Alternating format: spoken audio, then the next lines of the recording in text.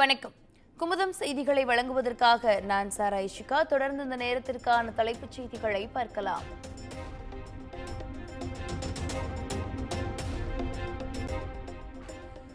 உத்தரப்பிரதேச மாநிலம் ஹத்ராஸ் அருகே ஆன்மீக நிகழ்ச்சியில் ஏற்பட்ட கூட்ட நெரிசலில் சிக்கி உயிரிழந்தவர்கள் எண்ணிக்கை 122 உயர்வு.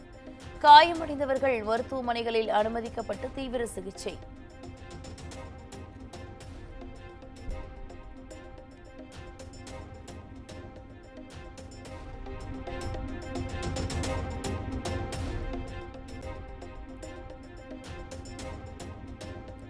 ஹத்ராஸ் அருகே ஆன்மீக நிகழ்ச்சியில் உயிரிழந்தவர்கள் குடும்பத்தினருக்கு குடியரசுத் தலைவர் திரௌபதி முர்மு இரங்கல்.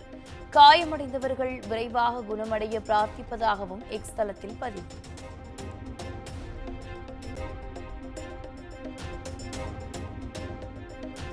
உத்தரப்பிரதேசத்தில் ஆன்மீக நிகழ்ச்சியில் கூட்ட நெரிசலில் சிக்கி உயிரிழந்தவர்கள் குடும்பத்திற்கு பிரதமர் மோடி இரங்கல்.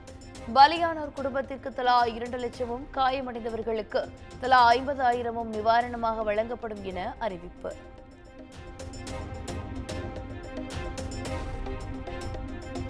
உத்தரப்பிரதேச மாநிலம் ஹத்ராஸுக்கு தேசிய பேரிடர் மருத்துவ குழு அனுப்பி வைக்கப்படும்.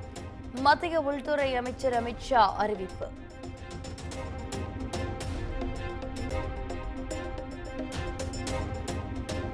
உத்தரப்பிரதேச மாநிலம் ஹத்ராஸில் கூட்ட நெரிசலில் சிக்கி உயிரிழந்தவர்கள் குடும்பத்திற்கு முதலமைச்சர் மு.க. ஸ்டாலின் இரங்கல். இக்கட்டான நேரத்தில் பாதிக்கப்பட்டவர்களுக்கு துணை நிற்போம் எனவும் எக்ஸ் தளத்தில் பதிவு.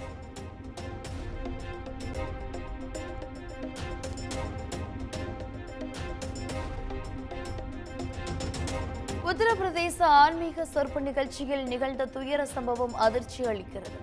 இறந்தவர்களின் குடும்பத்திற்கு அதிமுக பொதுச் செயலாளர் எடப்பாடி பழனிசாமி இரங்கல்.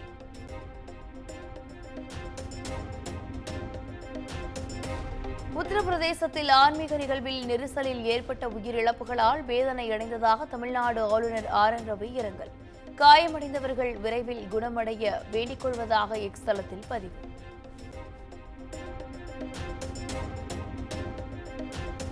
தாவேகா 2ஆம் கட்ட விழாவில் விருது வழங்கும் நிகழ்ச்சி. திருவான்மையூரில் நிகழ்ச்சி நடைபெறும் மண்டபத்திற்கு காலை 6 மணிக்கே வந்தார் நடிகர் விஜய்.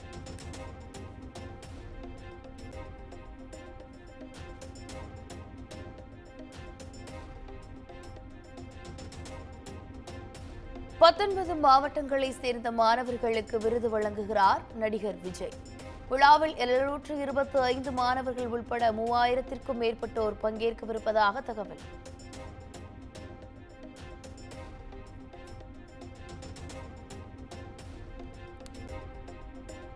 பானிபூரி நீரில் வேதிப்பொருள் இருப்பது உறுதி செய்யப்பட்டால் கடைகளுக்கு சீல் வைக்கப்படும் என உணவு பாதுகாப்புத்துறை அதிகாரிகள் எச்சரிக்கை. தமிழ்நாடு முழுவதிலும் உள்ள பானிபூரி கடைகளில் சோதனை நடத்தப்படும் எனவும் அறிவிப்பு.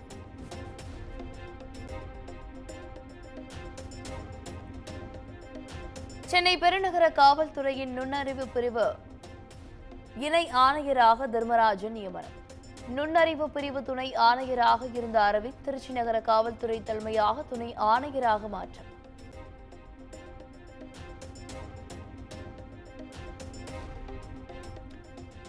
தமிழ்நாட்டில் 3 அதிநவீன பரிசோதனை கூடங்கள் அமைக்க மத்திய பாதுகாப்பு அமைச்சகம் மற்றும் டிட்கோ இடையே ஒப்பந்தம். ஆளில்லா விமானங்கள், மின்னணு ஆயுதங்கள் மற்றும் எலக்ட்ரோ ஆப்டிக்ஸ் தொடர்பான ஆய்வுக்கூடங்கள் விரைவில் அமைக்கப்படும் என தகவல்.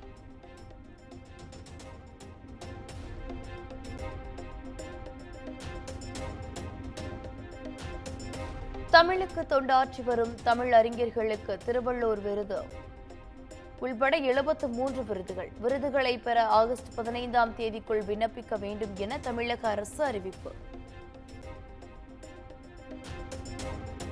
கேமராமேன் இருந்தா உள்ள வர சொல்றீங்களா?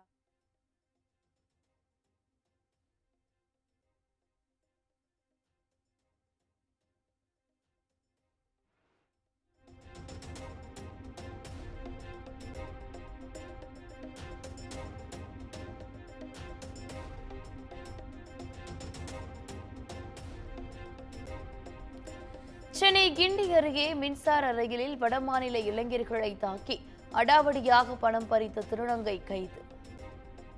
வீடியோ சமூக வலைதளங்களில் வெளியாகி வைரல்.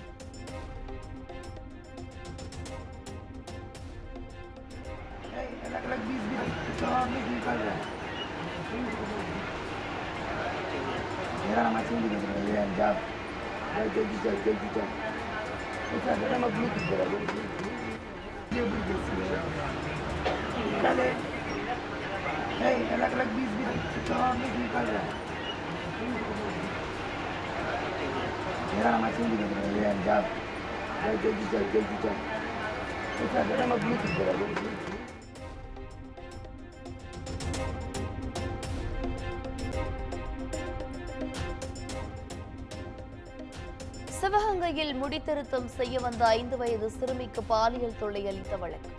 சவர தொழிலாளிக்கு 5 ஆண்டுகள் சிறை தண்டனை விதித்து சிவகங்கை நீதிமன்றம் தீர்ப்பு.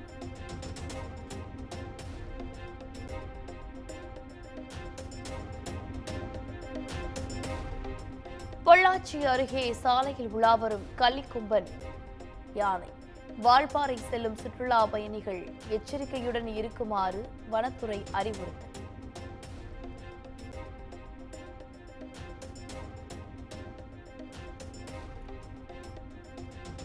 குடியாத்தத்தில் மகளிர் சுய உதவிக்குழு என்ற பெயரில் கடன் கொடுத்து அடாவடி வசூலில் ஈடுபடும் தனியார் நிதி நிறுவனங்கள். குடும்ப தலைவிகள் தற்கொலை செய்யும் நிலைக்கு தள்ளப்படுவதாக கூறி பொதுமக்கள் சாலை மறியல்.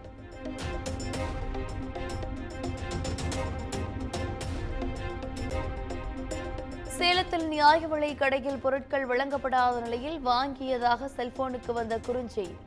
நியாய விலைக் கடை விற்பனையாளரை பொதுமக்கள் முற்றுகையிட்டு வாக்குவாதத்தில் ஈடுபட்டதால் பரபரப்பு.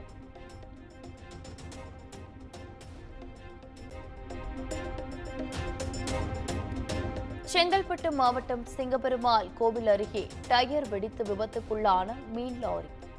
சாலையில் சிதறிய மீன்களை போட்டி போட்டு அள்ளிச் சென்ற பொதுமக்களால் போக்குவரத்து பாதிப்பு.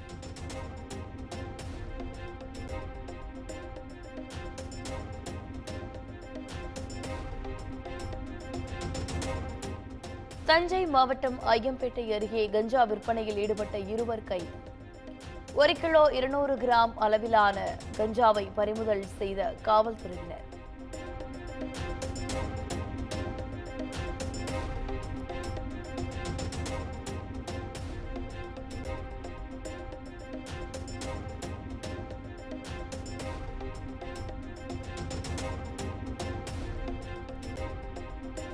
வேலூர் மாவட்டம் ஆரியூரில் பிரபல ரவுடியான ராஜ்குமார் நடு ரோட்டில் வெட்டி கொலை. காரில் வந்த மர்ம கும்பலை சேர்ந்த 4 பேர் கைது, மேலும் சிலருக்கு போலீஸ் வலைவீச்சு.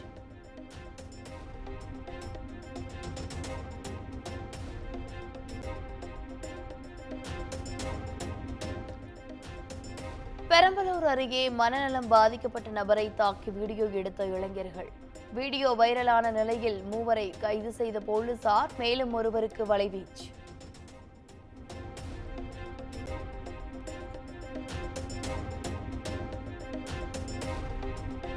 புதுச்சேரி மாநிலம் முத்தையால்பேட்டையில் தனியார் பைக் ஷோரூமின் கதவை உடைத்து கொள்ளை. சிசிடிவி காட்சிகளை கொண்டு சென்னை ஓட்டேரியை சேர்ந்த நண்டு என்ற தமிழ்ச்செல்வனை கைது செய்த போலீசார்.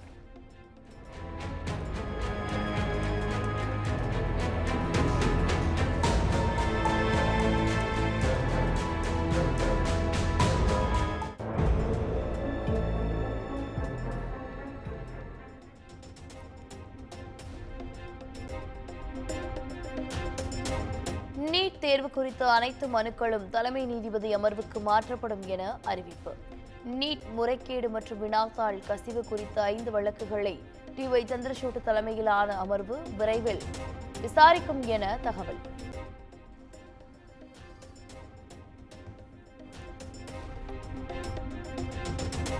தேசிய பாதுகாப்பு துணை ஆலோசகராக டி.வி. சந்திரன் நியமனம். கூடுதல் தேசிய பாதுகாப்பு ஆலோசகராக ராஜேந்தர் கண்ணா நியமனம்.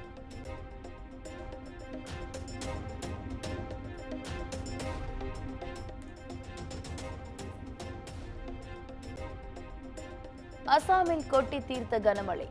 காசிரங்கா தேசிய பூங்காவை வெள்ளம் சூழ்ந்ததால் வன விலங்குகளை மீட்கும் பணி தீவிரம்.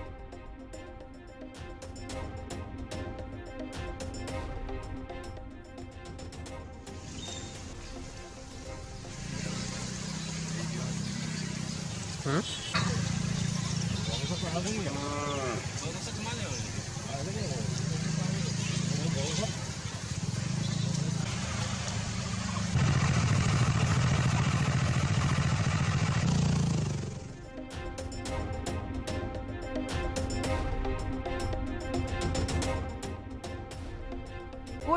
வாழ்வாரே வாழ்வார் மற்றெல்லாம் தொழுதுண்டு பின் செல்பவர் என்ற திருக்குறளை மேற்கோள் காட்டி மக்களவையில் பேசிய கேரளா எம்பி பிரான்ஸ் ஜார்ஜ் விளைபொருட்களுக்கான குறைந்தபட்ச ஆதரவு விலைக்கு சட்ட அங்கீகாரம் வழங்கவும் வலியுறுத்தினார். உழுதுண்டு வாழ்வோரே வாழ்வோர் மற்றெல்லாம் தொழுதுண்டு பின் செல்பவர். So the farmer who till the land should be hailed. That is what Thiruvalluvar said. Instead of hailing them, we are despising them, we are just ignoring them, and we are not giving any consideration to the basic demand.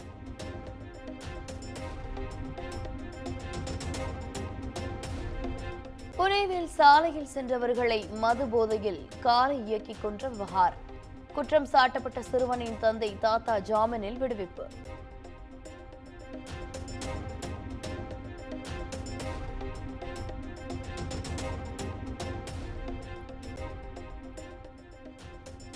தனது முதல் சுற்றுவட்ட பாதை பயணத்தை நிறைவு செய்தது Aditya L1 விண்கலம். வெற்றிகரமாக Aditya L1 இரண்டாவது பயணத்தை தொடங்கியதாக இஸ்ரோ நிகழ்ச்சி.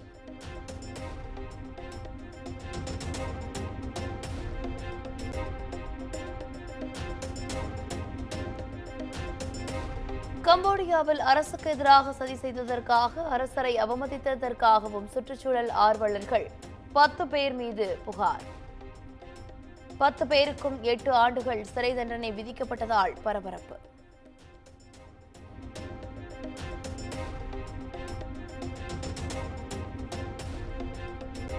இந்தோனேஷியாவில் பேட்மிண்டன் போட்டியில் விளையாடிக் கொண்டிருந்த 17 வயதுடைய சீன வீரருக்கு திடீர் மாரடைப்பு. மைதானத்திலேயே சுருண்டு விழுந்து உயிரிழந்த சோகம்.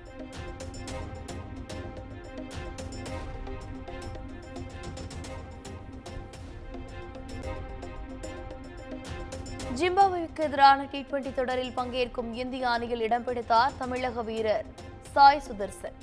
ஜிதேஷ் சர்மா மற்றும் ஹர்ஷத் ராணா ஆகியோருக்கு முதல் 2 போட்டிகளில் விளையாட வாய்ப்பு.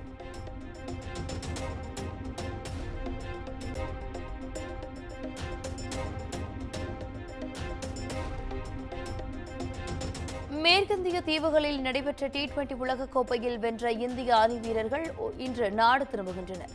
சூறாவளி அச்சுறுத்தல் காரணமாக விமான சேவை பாதிக்கப்பட்ட நிலையில் இன்று மாலை இந்தியா வரவுள்ளதாக தகவல்.